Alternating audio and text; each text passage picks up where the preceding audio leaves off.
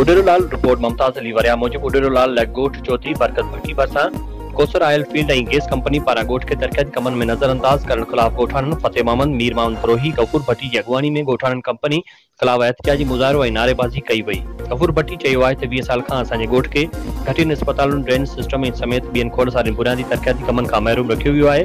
हिन वधीक चयो त सालियानो अरबे रुपया जी बजट हड़प कई पई वञे। हिन वधीक चयो त डीसी मटियारी गैस फील्ड कंपनी मिली भगत करे पैसा हड़प करे रहिया आहिनि। गोठाणन एहतिजाज कंदे चयो आहे त संदसि ॻोठ चौधरी बरकत गैस फील्ड कंपनी सां लॻोलॻ असांखे 20 सालनि खां बिल्कुलु नज़रअंदाज कयो पियो वञे।